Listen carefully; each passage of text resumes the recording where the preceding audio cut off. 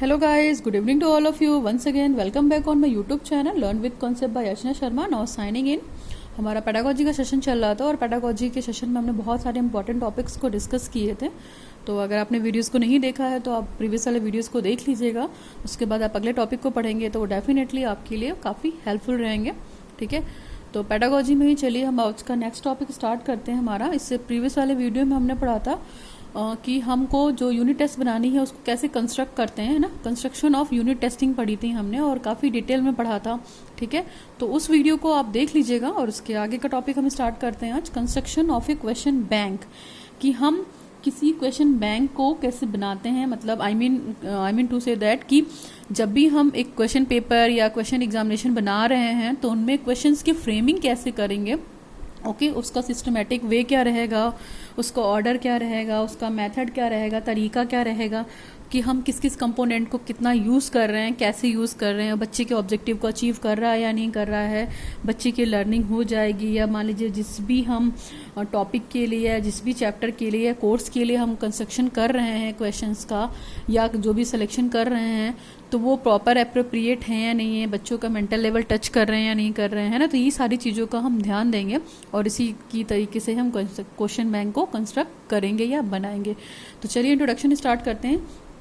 चलिए, introduction of a question bank. तो the question bank makes available statistically sound question of non technical worth and the model question paper and thus the facilitates selection of a proper question for a well designed to questions paper. देखिए, question bank में question का ढेर होता है. ढेर in the sense कि बहुत सारे क्वेश्चंस होते हैं. तो जब भी बनाए तो कोशिश करें कि जो भी क्वेश्चंस के साउंड है वो टेक्निकली मतलब बहुत अच्छे हों, वर्थफुल हों, बच्चे के हिसाब से हों. जो उसका क्वेश्चन का जो मॉडल पेपर हो तो आप उसको एक प्रीवियस मॉडल पेपर भी देख सकते हैं कि जब भी आप क्वेश्चन बैंक बनाने जा रहे हैं तो प्रीवियस ईयर के क्वेश्चन पेपर्स को देख सकते हैं, उसके मॉडल्स को देख सकते हैं और डेफिनेटली जो बना रहा है उसको इन सब में हेल्प मिलेगी और क्वेश्चन पेपर को सेलेक्ट करने में भी काफ़ी हेल्प मिलेगी. और क्वेश्चन पेपर जो भी डिज़ाइन करेंगे वो बहुत ही अच्छे वे में डिजाइन हो जाएगा, लेकिन टेक्निकली इन सब चीज़ों का ध्यान देना चाहिए.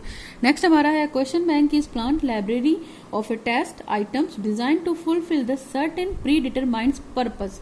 जो क्वेश्चन बैंक बनाते हैं हम, आपको पता है कि पहले से प्लान करके बनाते हैं. जो क्वेश्चन बैंक बनता है हमारी पहले से टीचर की प्लानिंग होती है और उसकी जितने भी आइटम्स होते हैं वो प्रॉपर सिस्टमैटिक वे में डिटरमाइंड होते हैं. ठीक है, और डिजाइन होते हैं, प्री डिटरमाइंड होते हैं. और देखिए, क्वेश्चन बैंक बनाने का हमारा पर्पस होता है कि जो क्वेश्चन बैंक हम बना रहे हैं और उनमें जिन क्वेश्चन की हम फ्रेमिंग कर रहे हैं वो किसी ऑब्जेक्टिव को अचीव करेंगे. ठीक है, नेक्स्ट हमारा है questions bank should be prepared with a most care so as to the cover the entire prescribed test.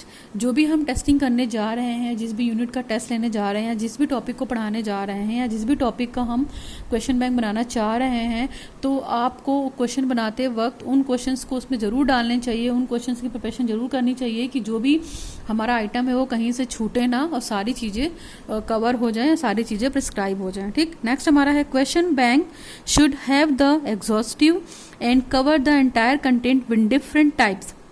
जो भी क्वेश्चन बैंक बना रहे हैं वो पूरा एग्जॉस्टिव हो, यानी कि एनर्जेटिक हो, अच्छे तरीके से बनाए और पूरे टॉपिक को कवर करके बनाए.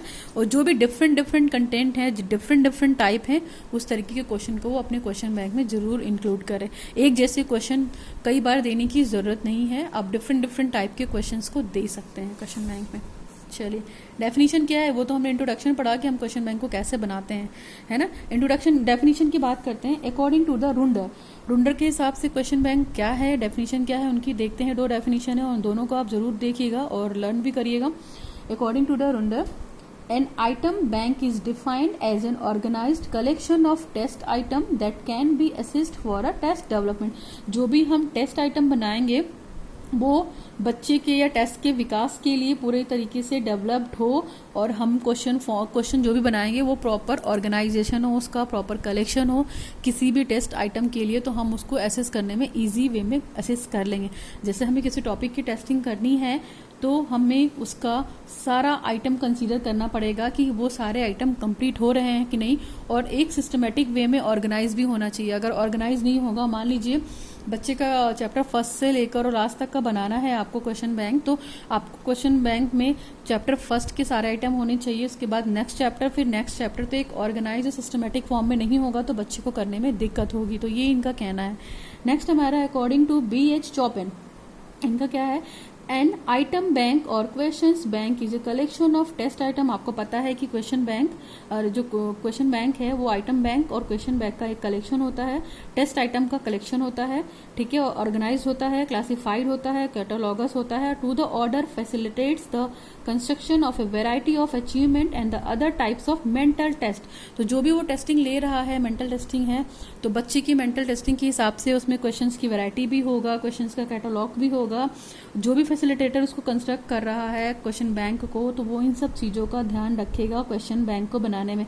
और जो भी वो टेस्ट आइटम कंसीडर करेगा या कलेक्ट करेगा, उसको प्रॉपर ऑर्गेनाइज जरूर करेगा, उसको ऑर्डर भी सीक्वेंस में होना चाहिए। ये नहीं कि जो डिफिकल्ट टॉपिक हैं उसको क्वेश्चन को उसने पहले दे दिया है और जो नीचे के टॉपिक्स हैं वो बहुत इजी हैं, तो बच्चे वहीं पे अटक जाएंगे और पेपर आगे का शॉर्ट आउट नहीं कर पाएंगे।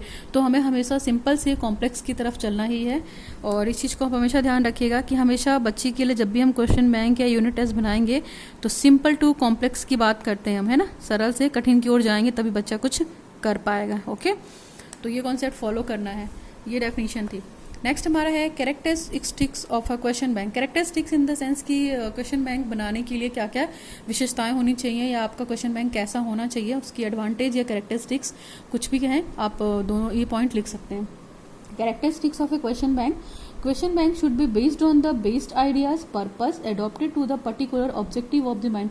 जो भी आपके माइंड में ऑब्जेक्टिव या उद्देश्य आपके सेटल हैं पर्टिकुलर, उसका वो पर्पस सॉल्व होना चाहिए और उसी आइडिया पर बेस्ड होना चाहिए कि हमने ये ऑब्जेक्टिव क्यों बनाया है, और जो भी हमारा मतलब कंटेंट है या जो भी हम लेना चाह रहे हैं सब्जेक्ट मैटर, वो इसमें कंप्लीट है या नहीं है, कितना है और क्या प्रोसीजर है, क्या मेथड है, क्या टेक्निक्स हैं। तो इन सब चीज़ों को भी ध्यान देना है। आपने जो भी मतलब अपने माइंड में परसेप्शन उसका बना रखा है।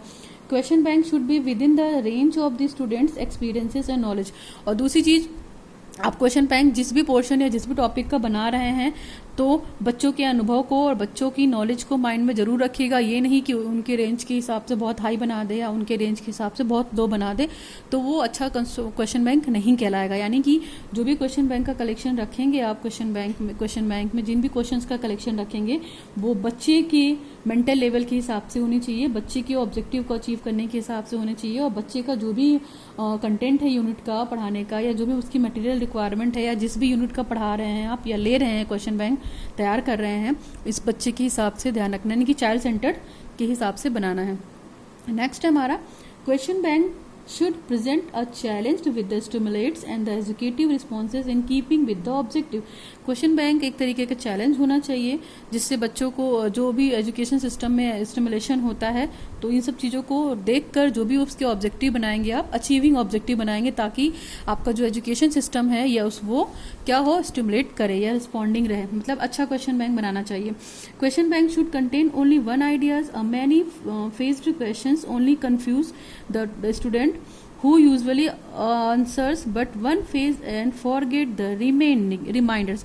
देखिए क्वेश्चन बैंक जब भी बनाएंगे तो आप उन कंटेंट्स को जरूर फॉलो करेंगे कि जिस आइडिया पे आपको क्वेश्चन देना है आपके क्वेश्चन उसी चीज के हिसाब से हो।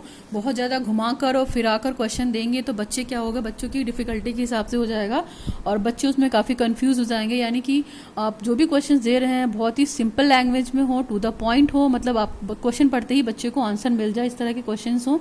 घुमा फिरा के क्वेश्चन देने से बच्चे वहीं पर डिस्टर्ब हो जाते हैं और उनका डिफिकल्टी लेवल शुरू हो जाता है, तो कहीं ना कहीं स्टॉप कर देते हैं और आगे की चीज़ों को भी करना वो भूल जाते हैं, मतलब नेक्स्ट फेज अटेंड करना। नेक्स्ट हमारा question bank is continuous process. Question bank क्या है, एक तरीके का कंटिन्यूअसली प्रोसेस है। क्यों? क्योंकि इसमें क्वेश्चंस का सीक्वेंस होता है, क्वेश्चंस का ऑर्डर होता है, क्वेश्चन ऑर्गेनाइज होता है। क्यों? क्योंकि वो उसको एक इफेक्टिव लर्निंग टीचिंग एक्सपीरियंस जिस टीचर के पास होता है वही बनाता है। हर कोई क्वेश्चन बैंक बना भी नहीं सकता है, ठीक है। उसके लिए बहुत सारी मेहनत भी चाहिए, बहुत नॉलेज भी चाहिए, सब्जेक्ट पे टॉपिक पे नॉलेज भी चाहिए। तो सब्जेक्ट टीचर ही क्वेश्चन बैंक अच्छे से बना सकता है अपने सब्जेक्ट का। नेक्स्ट हमारा question bank is based on action, और क्वेश्चन बैंक एक्शन पे बेस्ड होना चाहिए। एक्शन इन द सेंस कि बच्चा अपनी मेंटेलिटी जो भी उसने पढ़ा है, नॉलेज पढ़ा है या जो भी पढ़ी है, अंडरस्टैंडिंग पढ़ी है, नॉलेज अंडरस्टैंडिंग एप्लीकेशन, वो सारी चीज़ों को वो क्या करे अपने सिलेबस में या अपने क्वेश्चन बैंक का आंसर देने में लगा सके, यानी कि कुछ एक्शन कर सके या साइकोमोटर वाली जो स्किल है बच्चे वो डेवलप कर सके, है ना, क्रियात्मक। नेक्स्ट हमारा क्वेश्चन दिख रहा है आपको, I think 1 minute. Question bank maintains records of the any number of questions with their answers in all the language with their corresponding courses, categories and level। जब भी क्वेश्चन बैंक बनाए तो उसके रिकॉर्ड्स को आप मेंटेन करके रखें, यानी कि जो भी क्वेश्चन बैंक आपने बनाया है तो उसका एक जीरोक्स सेट, 2-3 जीरोक्स सेट आपको अपने पास रखने चाहिए, आपको अपने पास सेफ रखना चाहिए।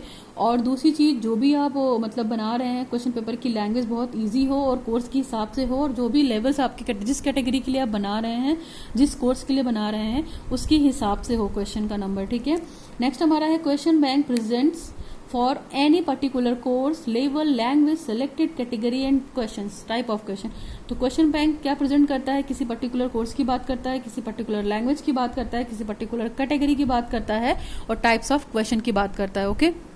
पर्पस क्या होता है हमारा क्वेश्चन बैंक को बनाने का, देखिए, to improve the teaching learning process, यानी कि टीचिंग लर्निंग प्रोसेस का मतलब जो भी आपकी टीचिंग लर्निंग प्रोसेस है, अधिगम अनुभव है, उसको इफेक्टिव बनाने के लिए, उसको और अच्छा बनाने के लिए, बेटर बनाने के लिए करते हैं हम लोग। पर्पस तो यही होता है, ठीक है। Through instructional efforts the students growth will be obtain. देखिए, जो भी हम इंस्ट्रक्शंस देते हैं क्वेश्चंस बैंक में, उनको सॉर्ट आउट करने के बाद बच्चा जिस भी एफर्ट से उसको आंसर दे रहा है तो बच्चे की ग्रोथ भी ऑब्टेन होगी, कहीं ना कहीं अच्छा करेंगे बच्चे और करने की बेटर कोशिश भी करेंगे। Next, to improve evaluation process, यानी कि जो हमारा मूल्यांकन की प्रक्रिया है, जब हम बच्चे का इवैल्यूएशन करना चाह रहे हैं कि बच्चे को कितना अचीव हो गया है लर्निंग ऑब्जेक्टिव, उसने किसी कंटेंट को कितने अच्छे से पढ़ा है, वो टीचर की बातों से कंसीडर है या नहीं है, सेटिस्फाइड है या नहीं, तो इन सब चीज़ों के लिए भी कर सकते हैं हम। नेक्स्ट हमारा, a pool of test item can be used for the formative and summative evolution of student performance. देखिए, जो भी आप टेस्ट आइटम ले रहे हैं तो उसको हम फॉर्मेटिव एंड समेटिव असेसमेंट के लिए यूज़ कर सकते हैं स्टूडेंट के लिए। फॉर्मेटिव असेसमेंट में वही होगा कि यूनिट के अकॉर्डिंग क्वेश्चन बैंक बनेगा, ठीक है आपका, और जो समेटिव एवोल्यूशन होगा वो पूरे ईयर के सिलेबस का क्वेश्चन बैंक बनेगा, ठीक है। तो ये बच्चे का इवैल्यूएशन वो करेगा, बिल्ड करेगा। नेक्स्ट हमारा, it is a pool of readymade questions is made available to teachers and the examiners so that they may select the appropriate question to assess the predetermined objective। देखिए, ये जो tool है, आप tool भी बोल सकते हैं क्वेश्चन बैंक को, क्योंकि देखिए जो रिसर्च का जो काम होता है वो बिना टूल के काम नहीं चलता है। और टूल इन द सेंस कि वहाँ पे बहुत सारे क्वेश्चंस का ऑर्डर होता है, रेडीमेड बने बनाए क्वेश्चंस मिलते हैं जो टीचर को हेल्प करते हैं, उनके एग्जाम, टीचर और एग्जामिनर दोनों को हेल्प करते हैं, और उनमें से कुछ क्वेश्चंस को टीचर सेलेक्ट करके अपने एग्जामिनेशन पर्पस के लिए यूज़ करता है, जिससे उसके ऑब्जेक्टिव भी क्लियर होते हैं, ठीक है, क्वेश्चन बैंक से। और क्वेश्चन बैंक रेडीमेड भी मिलता है, बना बनाया भी मिलता है अकॉर्डिंग टू द टॉपिक, और हम बनवा भी सकते हैं ऑर्डर देके। आप आज की डेट में तो इतनी फैसिलिटी हो गई है कि लोग टूल तक बनवा लेते हैं ऑर्डर देकर, ठीक है, और पब्लिश करा लेते हैं। तो इस तरह के फैक्ट्स भी हो गए हैं कहीं ना कहीं टेक्नोलॉजी के माध्यम से। तो डिजिटल इंडिया है, तो टेक्नोलॉजी के माध्यम से क्वेश्चन बैंक्स, बहुत सारे क्वेश्चन बैंक्स मिल जाते हैं, टूल्स मिल जाते हैं, तो उससे टीचर को इजी होता है कि वो मतलब उसको, जाहिर सी बात है क्वेश्चन बैंक मिलेगा तो उसमें सेलेक्टिंग क्वेश्चंस होंगे, अप्रोप्रिएट क्वेश्चंस होंगे और पूरे ऑर्डर में होंगे, फॉर्म में होंगे, तो टीचर और एग्जामिनर के लिए डेफिनेटली हेल्पफुल है वो। नाउ प्रिंसिपल क्या है क्वेश्चन बैंक के, spend adequate amount of time for developing the question. देखिए, बहुत सारा टाइम लगता है क्वेश्चन बैंक को बनाने का। अगर आप पूरे सिलेबस का उठा के क्वेश्चन बैंक बनाना चाह रहे हैं तो आप खुद सोचिए कि आपको बहुत ज़्यादा टाइम देना पड़ेगा। It's too time taking questions को बनाने के लिए या क्वेश्चन को अच्छे से अरेंज करने के लिए। नेक्स्ट हमारा, match the questions to the content. और दूसरी चीज़, हमारे क्वेश्चंस जो हम कंटेंट हमने पढ़ाया है उससे मैच होने चाहिए। ऐसा नहीं है कि आउट ऑफ कोर्स लगे जो बच्चा सॉल्व करने बैठे, तो ये नहीं करना है टीचर को। नेक्स्ट हमारा, try to make the questions valid, reliable and balanced. जो क्वेश्चंस बनेंगे वो वैलिड होने चाहिए, रिलायबल होने चाहिए, बैलेंस होना चाहिए, ठीक है।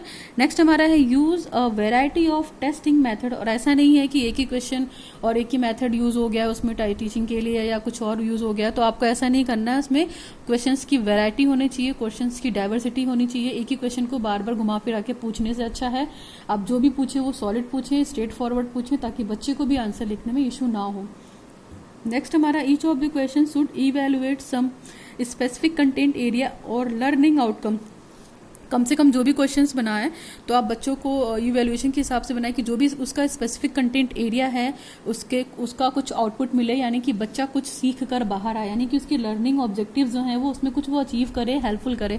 तो स्पेसिफिक कंटेंट टाइप जो हैं उसके क्वेश्चंस भी जरूर फ्रेमिंग कीजिए वहाँ पे, ताकि बच्चा कर सके। यानी कि पूरे कोर्स में हमारा कुछ डिफिकल्टी पोर्शन भी होता है, कुछ बहुत ईजी भी होता है, तो आपको सबको लेके क्वेश्चनिंग करनी है ना। नेक्स्ट हमारा their difficulty level should be appreciated to the group of the learner being tested. और जो डिफिकल्टी लेवल होती है बच्चे के ग्रुप को कहीं ना कहीं अप्रिशिएट करती है, लर्नर को टेस्ट करती है कि लर्नर का जो ऑब्जेक्टिव है, अचीविंग ऑब्जेक्टिव है, यानी जो उसको टीचर ने पढ़ाया है उसको प्रॉपर वे में वो समझ में आया है कि नहीं आया है, तो वो अटेंड करेगा, है ना। ऐसा नहीं, कुछ बच्चे ऐसा करते हैं कि जो उनको बहुत ईजी लगता है उसको फटाफट कर लेते हैं, और जो डिफिकल्ट वाला होता है वो लास्ट के लिए छोड़ देते हैं और वो छूट भी जाता है। लेकिन कुछ बच्चे ऐसे होते हैं कि उसको भी अटेम्प्ट करने की कोशिश करते हैं, तो वही टीचर टेस्टिंग करता है कि इस बच्चे ने कितना किया है और किस बच्चे का वीक पॉइंट क्या है, किस बच्चे का स्ट्रॉन्ग पॉइंट क्या है। नेक्स्ट हमारा है each question should evaluate with specific information. जो भी क्वेश्चंस हैं, क्वेश्चंस का मूल्यांकन अगर हम कर रहे हैं तो उससे एक स्पेसिफिक इंफॉर्मेशन जरूर होनी चाहिए, यानी कि यूजलेस क्वेश्चन नहीं पूछने हैं आपको, वर्थफुल क्वेश्चंस पूछने हैं, जिससे बच्चे को क्या हो, बच्चा जो पढ़ रहा है उसको लगे कि हाँ हमने ये मतलब जो पढ़ा है तो उसमें से ये पेपर आ गया है, ठीक है, अननेसेसरी क्वेश्चन नहीं पूछा गया है। तो आपको सिलेबस के अकॉर्डिंग क्वेश्चन पूछना है और जिससे क्वेश्चन वैल्यूफुल हो, इंफॉर्मेशन फुल हो। नाउ नेक्स्ट है, दिख रहा है आपको, नेक्स्ट हमारा all the objectives item should be grouped in one section.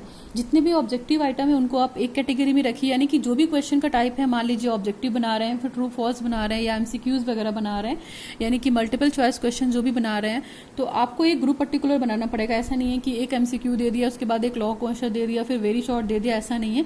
आपको एक क्वेश्चन बैंक बनाने का जो भी सीक्वेंस है, जो भी फॉर्मेट है, उसको फॉलो करना पड़ेगा। नेक्स्ट हमारा है in the section of objective items having the same format. जो भी हम ऑब्जेक्टिव क्वेश्चंस का सीक्वेंस रखेंगे या सिस्टम रखेंगे, सेक्शन रखेंगे, उसका एक फॉर्मेट है। यस और नो टाइप के क्वेश्चन भी दे सकते हैं आप ऑब्जेक्टिव में, ट्रू फॉल्स भी दे सकते हैं और मल्टीपल चॉइस या एमसीक्यूज भी दे सकते हैं। इन तीनों में से कोई भी दे सकते हैं या तीनों भी दे सकते हैं, जैसा आपका क्वेश्चन पेपर हो, जैसा आपका टॉपिक हो, जितने नंबर का हो, जितने ड्यूरेशन का हो, ठीक है, ये टीचर पे डिपेंड करता है। Next item in each section should be arranged in order of their difficulty as far as possible। देखिए जो भी सेक्शन वो अरेंज कर रहा है क्वेश्चन के लिए, तो ऑर्डर ऑफ डिफिकल्टी जो है वो आगे बढ़ना चाहिए, यानी कि सिंप्लिसिटी से उसे स्टार्ट करना है और उसे लास्ट में कॉम्प्लेक्स पे जाना है। यानी कि पेपर का जो है पहला पेपर थोड़ा सिंपल बनाना है, फिर एवरेज, फिर डिफिकल्ट, फिर ऐसे करके बनाना है। ऐसा नहीं है कि डिफिकल्ट वाला पोर्शन पहले दे देना है बच्चों को, ये आइटम पहले नहीं देना है। चलिए नेक्स्ट हेडिंग है preparation of question bank steps, है ना। क्वेश्चन बैंक को बनाने के लिए क्या क्या स्टेप्स होते हैं, कैसे प्रिपेयर करते हैं, उन स्टेप्स को देख लेते हैं। सबसे पहला स्टेप दे रखा है प्लानिंग अ क्वेश्चन बैंक। सबसे पहले आप एक क्वेश्चन बैंक प्लान कीजिए, अपने माइंड में उसकी फ्रेमिंग कीजिए, उसका एक रफ कॉपी लीजिए, जो भी लीजिए आप उसका एक रफ स्ट्रक्चर बना लीजिए कि हाँ हमारी ये प्लानिंग है, हम इस कंटेंट पे काम करना चाह रहे हैं। सबसे पहले आपको प्लानिंग करनी है क्वेश्चन बैंक की। नेक्स्ट हमारा है development of question bank and collection of test item.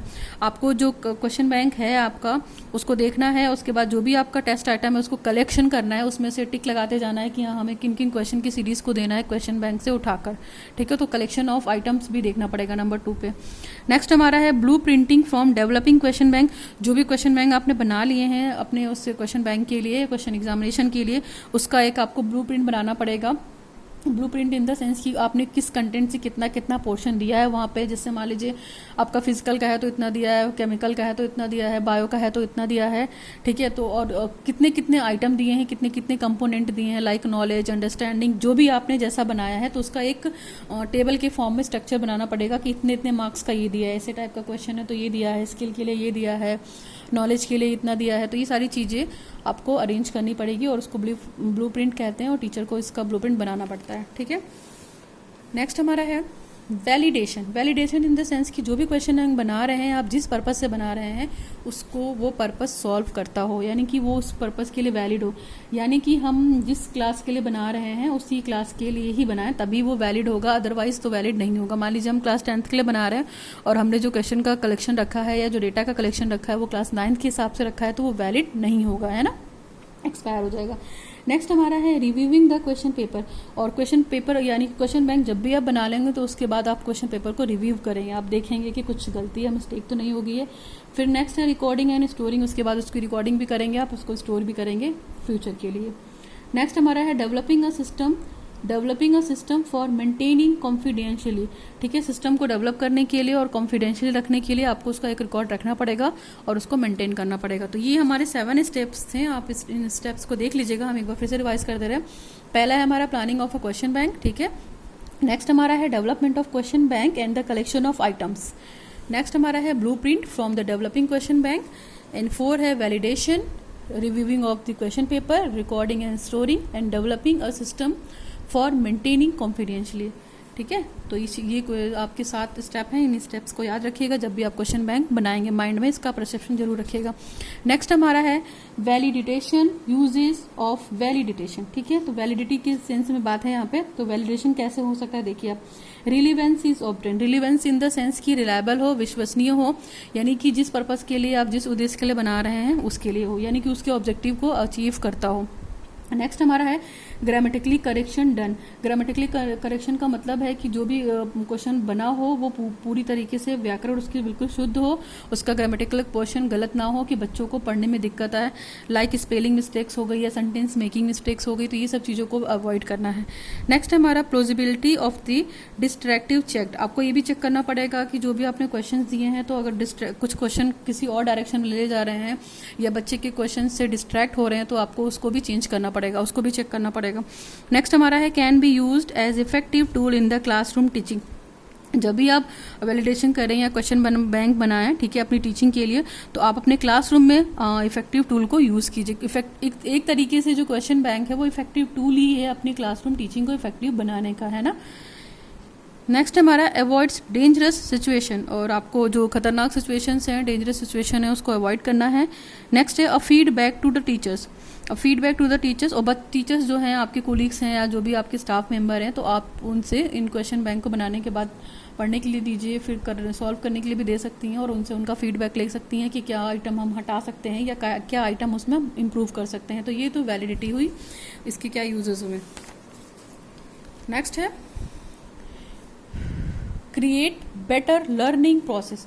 और आप क्वेश्चन बैंक अच्छा बनाएंगे, वैलिड बनाएंगे, तो जाहिर सी बात है कि जो लर्निंग प्रोसेस है वो काफ़ी क्रिएटिव होगी और इफेक्टिव भी होगी। नेक्स्ट है वैलिडेशन। वैलिडेशन क्या होता है, कंसिस्ट ऑफ 3 स्टेप। वैलिडेशन के लिए 3 स्टेप्स कंसिस्ट होते हैं। आप देखिए, पहला है क्वेश्चनायर एनालिसिस।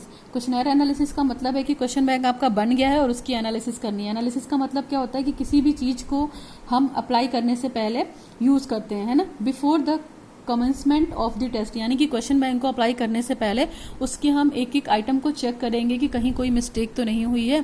ठीक है, तो सबसे पहला जो स्टेप होगा वैलिडेशन का वो क्या होगा, क्वेश्चनायर एनालिसिस। हर सेगमेंट को हम चेक करेंगे 1 by 1। नेक्स्ट हमारा है critical evaluation of the test, यानी कि जो भी हमने टेस्ट बना लिया है, क्वेश्चन बैंक बना लिया है, हम उसको क्रिटिकली इवेल्युएट करेंगे, उसका मूल्यांकन करेंगे एक बार। ठीक है, और उस मूल्यांकन का मतलब देखिए, क्रिटिकली इवेल्यूशन का मतलब होता है कि उसकी जो ड्रॉबैक हैं, यानी उसकी जो कमियां हैं, जहां जहां पे कुछ चीजें बाय मिस्टेक हो गई हैं, उसको हमें क्या करना है, एरर्स को खत्म करना है, एरर्स को स्पॉट करके वहां से हटाना है। ठीक है, तो before the commencement of the, ये टेस्ट को अप्लाई करने से पहले करना है आपको। ठीक है, नेक्स्ट हमारा है आइटम एनालिसिस। आइटम एनालिसिस आप तब करेंगे जब टेस्ट आपका हो जाएगा। ठीक है, तो आपको क्वेश्चन एनालिसिस करनी है, यानी कि हर क्वेश्चन को चेक करना है, इसके बाद उसकी क्रिटिकल एवोल्यूशन करना है कि कमियों को बाहर निकालना है, बाहर निकाल के हटाना है, इसके बाद सबसे लास्ट में आप आइटम एनालिसिस करेंगे। तो ये क्या है, ये 3 स्टेप हैं वैलिडेशन की। चलिए नेक्स्ट हमारा है वैलिडेशन। वैलिडेशन की डेफिनेशन पढ़ लेते हैं कि क्या है। अभी तक तो हमने वैलिडेशन जाना कि उसकी यूजेस क्या थे, उसके स्टेप्स क्या थे। तो वैलिडेशन देखिए क्या है उसकी definition, it is defined as to make और डिक्लेयर लीगली वैलिड। वैलिडेशन का मतलब जाहिर सी बात है लीगल, वैलिड या वैधता, है ना। तो केवल कोई भी चीज है वो पूरी डिक्लेयर हो वही वैलिड है, यानी कि जो चीज जिस पर्पस के लिए बनी है वो उसी के लिए लीगल होगी या वैलिड होगी, है ना।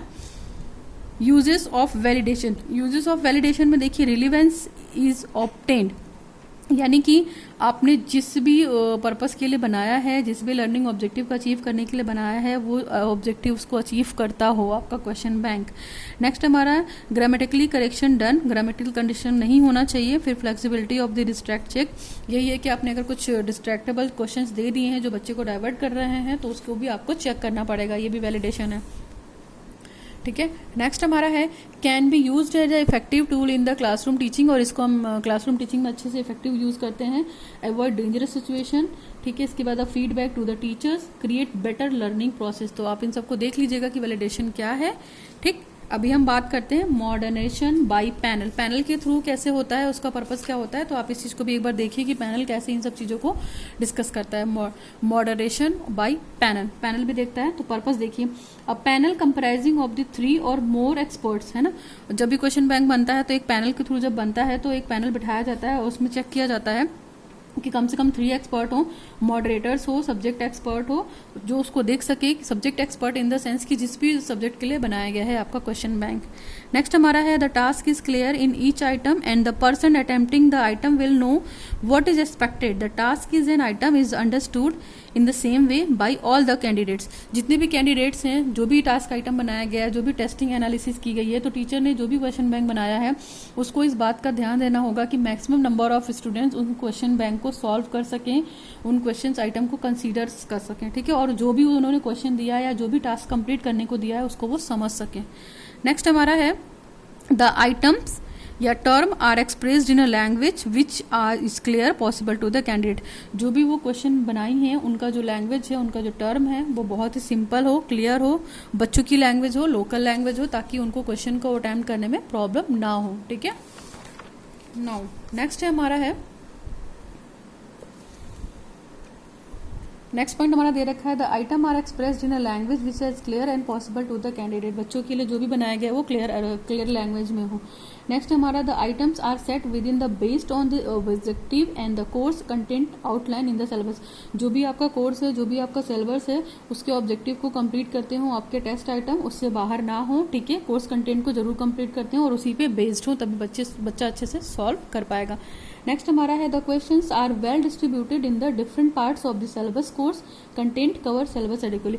जो भी पूरा कोर्स आपने लिया है उसका पूरा कंटेंट वहाँ पे कवर होना चाहिए, आपका पूरा सिलेबस कवर होना चाहिए, क्वेश्चंस इस तरीके से डिस्ट्रीब्यूट होने चाहिए, ठीक है। नेक्स्ट हमारा है the items are fair assessment of candidates at a particular level and if they are not they should be tempered to the levels of the candidates actually among others that are moderation is done. जो भी item दिए हैं बच्चे के assessment के लिए दिया गया है, तो बहुत ही साफ सुथरे तरीके से असेसमेंट के लिए पर्टिकुलर जो भी लेवल है बच्चे का और बच्चे के हिसाब से, देखिए जो भी आपने सिलेबस के हिसाब से बनाया है तो उसको अच्छे से सारे कैंडिडेट सॉर्ट आउट कर सकें, यानी कि एवरेज मैक्सिमम बच्चे सॉर्ट आउट कर सकें। और जो भी आप असेसमेंट करें वो बहुत फेयर करें और जो भी आप आइटम दें वो बहुत टू द पॉइंट दे कि बच्चों को समझ में आए, है ना। इधर उधर घुमाकर लैंग्वेज ना पूछी गई हो, क्वेश्चंस का जो पूछने का तरीका हो बहुत सिंपल लैंग्वेज में हो, ज़्यादा क्रिटिकल ना हो, ठीक है। तभी आप इवोल्यूशन कर पाएंगे और तभी वो फेयर असेसमेंट बन पाएगा बच्चों के लिए, ठीक है। नेक्स्ट हमारा the items are technically correct. जो हमारे आइटम है वो टेक्निकली करेक्ट हो, यानी कि कुछ मिसिंग ना हो, जैसे कॉमा, पाज या फुल स्टॉप, इन सब चीज़ों की स्पेस मैटर करता है। लाइन में 2 लाइनों के बीच का स्पेस मैटर करता है, वर्ड्स के बीच का स्पेस मैटर करता है, और कहाँ पे क्या लग गया है, कॉमा, पॉज, तो ये सब चीज़ें भी मैटर करती हैं। तो इसको भी बच्चों को चेक करना है और जो भी क्वेश्चन बैंक को बनाने का प्रिंसिपल है उसको आपको फॉलो करना है। और क्वेश्चन बैंक हमेशा बच्चों के मेंटल लेवल और उसके हिसाब से होना चाहिए जो भी वो टीचर बना रहा, ताकि मैक्सिमम जो भी बच्चे हैं, और बच्चों को बहुत ज़्यादा उसमें क्लू देने की ज़रूरत नहीं है। अदरवाइज़ तो वो मान लीजिए एक क्वेश्चन दे दिया है और उससे रिलेटेड कोई दूसरा क्वेश्चन दे दिया है तो बच्चे के लिए भी एक क्लू हो गया है। तो आपका जो भी कॉन्सेप्ट है, जो भी प्रिंसिपल है, उसको आपको जानना चाहिए। और it is intended to the test के लिए होता है। They should not have clues to the correct answer. उनको करेक्ट आंसर करने के लिए क्लू नहीं देना है आपको, ठीक है। नेक्स्ट हमारा है the item are originated that are not just copied from the text book are past examination. देखिए एज इट इज़ जो भी क्वेश्चन पेपर आप बना रहे हैं तो पिछले वाले क्वेश्चन पेपर से कॉपी मत कीजिए, आप अपने लैंग्वेज में चेंजेस लाइए और टेक्स्ट बुक के क्वेश्चंस को उठाकर मत दीजिए, क्योंकि बच्चे भी समझ जाते हैं कि टीचर ने इस वाले क्वेश्चन को इस पोर्शन से दिया हुआ है। बच्चे सीधे बोलते हैं कि हाँ ये क्वेश्चन तो बुक का फंस गया, ये क्वेश्चन तो पिछले साल आया था, इस तरीके की चीज़ों को। तो आप एक गाइडलाइन के लिए क्वेश्चन पेपर को देखिए, मॉडल पेपर को देखिए, लेकिन उसको एज इट इज़ वहाँ पे पेस्ट मत कीजिए अपने क्वेश्चन बैंक में। नो नेक्स्ट पॉइंट है यूटिलाइजेशन ऑफ क्वेश्चन बैंक। क्या यूटिलिटी है या क्या उपयोगिता है, आप बोल सकते हैं इसकी। तो बहुत उपयोगिता है। देखिए A judicious selection of question can be made for the instructional purpose. जो भी अनुदेशन है या जो भी हमारा निर्देशन है या जो भी हमारा शिक्षण है उसके लिए बहुत ही क्वेश्चन का सिलेक्शन है वो बहुत ही क्या है, इंस्ट्रक्शन पर्पस के लिए हेल्प करता है। यानी कि जो भी हमारा इंस्ट्रक्शन पर्पस है वो क्वेश्चन बैंक किसके लिए बना है, उसी के लिए उसका सिलेक्शन हुआ है। Different types of question selected from a question bank may be use for the pre testing, developing, review and the revision of A lesson. Different type के क्वेश्चन बैंक्स को आप क्वेश्चन में सेलेक्ट कर सकते हैं, question को select कर सकते हैं और क्वेश्चन बैंक जो भी बना रहे हैं वो मान लीजिए प्री टेस्टिंग भी उसकी ले सकते हैं, उसको डेवलपिंग करना है, फिर रिव्यू के लिए ले सकते हैं, आप रिवीजन के लेसन प्लान के रिवीजन के लिए भी यूज कर सकते हैं कि मान लीजिए आपने क्वेश्चन बैंक बनाया है इस पेपर के लिए तो बच्चे का अचीवमेंट चेक करना है, आपको अचीवमेंट टेस्ट के लिए भी ले सकते हैं आप, ठीक है। उसके रिव्यू के लिए भी और लेसन प्लान की इफेक्टिवनेस को या ब्रीफिंग करानी है आपको, तब भी आप क्वेश्चन बैंक वाला टेस्ट ले सकते हैं। नेक्स्ट है हमारा in the preparation of textual material a question poll can be utilized for the preparing review exercise in the textbook। जो भी टेक्स्ट बुक में पीछे एक्सरसाइज दी होती हैं तो बच्चों के लिए वो कहीं ना कहीं यूटिलाइज हो कि हाँ वो यूज अगर वो प्रिपेयर कर रहे हैं तो टेक्सचुअल जो मटेरियल है उनका उसकी प्रिपरेशन में वो क्वेश्चंस उनको हेल्प करें, है ना। नेक्स्ट हमारा है the preparation of the testing या unit resources units are also involved into use of the evaluation material which may be picked up from the question bank। जो भी आप प्रिपरेशन कर रहे हैं टेस्टिंग यूनिट का तो जो रिसोर्सेज हैं आपके उसमें इन्वॉल्व हो evaluation material which may be picked from the question bank. तो आप क्वेश्चन बैंक से बच्चों की इवेल्युएशन के लिए आप वहाँ से क्वेश्चन बैंक को ले सकते हैं, यूनिट टेस्टिंग यूनिट्स को उठा सकते हैं, आइटम को कंसीडर कर सकते हैं कि बच्चा किसी चीज़ को कैसे करेगा। और जो भी आपका प्लान है, मान लीजिए कि बच्चे को ये क्वेश्चन देना है ताकि बच्चे का मेंटल लेवल चेक हो सके, मान लीजिए डिफिकल्टी लेवल का भी क्वेश्चन देना है तो कौन से बच्चे डिफिकल्टी लेवल के कितने क्वेश्चन को अटैम्प्ट कर रहे हैं, बच्चा कितना लिख रहा है, कंटेंट कितना लिख रहा है, मैटर कितना लिख रहा है, तो ये सब चीज़ें भी मैटर करती हैं। और आप जितनी इफेक्टिव तरीके से अपने क्वेश्चनिंग को वहाँ पे फ्रेम करेंगे और अच्छे लैंग्वेज में तो बच्चा ऑटोमेटिक इंटरेस्ट से करेगा और आपके सिलेबस से होगा तो बच्चे को भी करने में प्रॉब्लम नहीं होगी। नेक्स्ट हमारा है individual questions unit test and questions process can be profitable used by the examination agency by making the question bank available for paper setter. देखिए जो भी पेपर सेटर होता है तो आपका क्वेश्चन बैंक जो जब भी एग्जामिनेशन होगा तो उसके लिए वो हेल्पफुल हो जाएगा, कहीं ना कहीं प्रॉफिटेबल हो जाएगा क्वेश्चन बैंक से।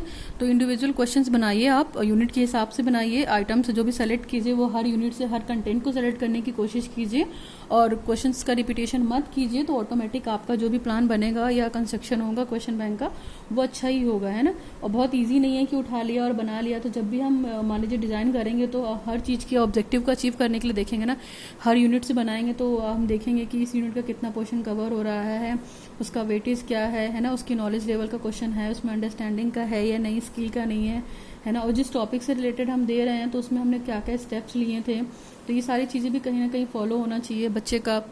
मान लीजिए जिस भी पेपर या कोर्स के लिए बना रहे हैं तो उसका जनरल एम कंप्लीट होना चाहिए, स्पेसिफिक एम होना चाहिए, टॉपिक डिसाइड होना चाहिए और ये सारी चीज़ें भी कहीं ना कहीं मतलब डिसाइड होनी चाहिए ताकि वो क्वेश्चन बैंक को सॉल्व करके बच्चा क्या सीख सके उसके बिहेव में। आप इसीलिए तो वो क्वेश्चन बैंक बना रहे हैं ना कि बच्चे के बिहेव में क्या हो, चेंजेस आए, वो अपने जो भी पढ़ा है उसने अपने मटेरियल को कैसे कलेक्ट किया हुआ है, कैसे डेटा को यूज़ करेगा अपने आंसर में।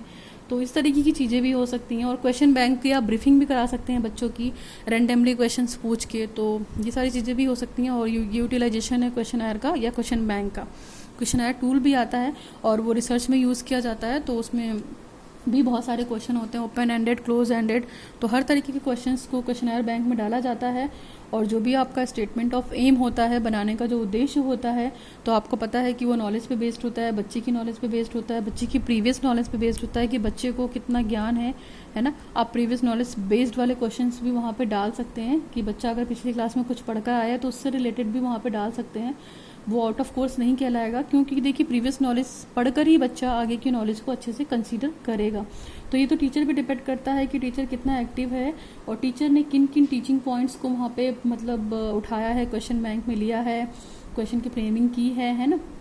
कैसे ऑब्जेक्टिव क्वेश्चन दिए हैं, क्रिएटिव दिए हैं, क्रिटिकल एनालिसिस को फॉलो किया है या नहीं, चीज़ों को रिपीट तो नहीं किया है, ग्रामर अच्छी है, इस तरह की चीज़ों का क्वेश्चन बैंक जब भी आप बनाएंगे आपको ध्यान देना पड़ेगा। तो ये तो था हमारा कि हम क्वेश्चन बैंक को कैसे कंस्ट्रक्ट करते हैं। तो बहुत सारे पॉइंट्स मैंने यहाँ डिस्कस कर दिए हैं।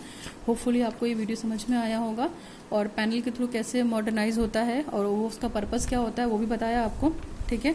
स्टेप्स बताएं, वैलिडेशन क्या होता है ये बताया, कैसे प्रिपेयर करते हैं आपको स्टेप्स भी बताएं। तो आप ध्यान रखिएगा इन सब चीज़ों का, ठीक है। ये मोटा मोटा था, प्रिंसिपल भी बताया आपको, पर्पस क्या था क्वेश्चन बैंक का, और characteristics of a question bank क्या था, डेफिनेशन बताइए आपको। तो ये काफ़ी है एक लॉन्ग क्वेश्चन को अटैम्प्ट करने के लिए। और आप ये क्वेश्चन बैंक जब भी पढ़ेंगे आप इसको एज इट इज़ इसको पूरा लिख सकते हैं, मतलब किसी भी पेडागोजी के लिए। हम साइंस की बात नहीं कर रहे हैं, ठीक है। हम जरूर पढ़ा रहे हैं, पेडागोजी ऑफ फिजिकल साइंस पढ़ा तो रहे हैं, लेकिन ये सभी के लिए यूज़फुल होगा और पूरा पूरा एज इट इज़ यही फॉर्मेट रहेगा। चाहे आप किसी भी चीज़ के लिए क्वेश्चन बैंक बनाइए, ठीक है, किसी भी टॉपिक के लिए, किसी भी सब्जेक्ट के लिए, किसी भी कोर्स के लिए, it will go quite okay. और इससे ज़्यादा बाहर आपको पढ़ने की ज़रूरत भी नहीं है, इनफ मटेरियल है एक लॉन्ग क्वेश्चन के लिए, आप आराम से पढ़ सकते हैं। और पूरा पढ़ेंगे तो अगर शॉर्ट में भी आता है, जैसे शॉर्ट्स में कभी कभी आ जाता है characteristics of a good question bank, एक अच्छे क्वेश्चन बैंक की क्या कैरेक्टरिस्टिक्स होते हैं, प्रिंसिपल्स क्या होते हैं, जैसे स्टेप्स भी पूछ लेते हैं शॉर्ट में, तो आप पढ़ेंगे तो आपको डेफिनेटली आगे हेल्पफुल रहेगा। और अभी बस करते हैं आज की वीडियो के लिए। अगर आपको वीडियो थोड़ा भी हेल्पफुल रहा हो, पढ़ने में इंटरेस्ट रहा हो, बेटर लगा हो, तो लोगों तक शेयर कीजिए मेरे वीडियो को, चैनल को ढेर सारा सब्सक्राइब कीजिए, लाइक कीजिए और बेल नोटिफिकेशन ज़रूर देखिए। अगर आप सब्सक्राइब करेंगे तो आपको पर डे जो भी वीडियो अपलोड हो रहा है उसकी नोटिफिकेशन ज़रूर मिलेगी। और आपके ये बीएड कोर्स में हेल्प करने के अलावा आपको एमएड में भी हेल्प करेगी रिसर्च पोर्शन के पर्पस से। नेट का अगर एग्ज़ाम देने जा रहे हैं तो उसमें भी आपको है हेल्प करेगा क्वेश्चन बैंक, क्योंकि वहाँ पे भी है। एमएड में तो पूरा पूरा रिसर्च टूल है क्वेश्चन बैंक, है ना, कि हम क्वेश्चन बैंक को कैसे बनाते हैं, क्वेश्चनर को कैसे बनाते हैं। तो ये सारे पॉइंट्स, ये सारे स्टेप्स फॉलो होते हैं जब भी वो क्वेश्चन बैंक को कंस्ट्रक्ट करते हैं, या क्वेश्चनर टूल बनाते हैं, या कोई भी टूल बनाते हैं, अचीवमेंट टेस्ट भी बनाते हैं, तो इस तरह की चीज़ों को ध्यान में देते हैं। तो that is more all about the construction of a question bank. Okay, so आज की वीडियो के लिए बस करते हैं। Thanks for watching the video. Now signing off, learn with concept by Archana Sharma.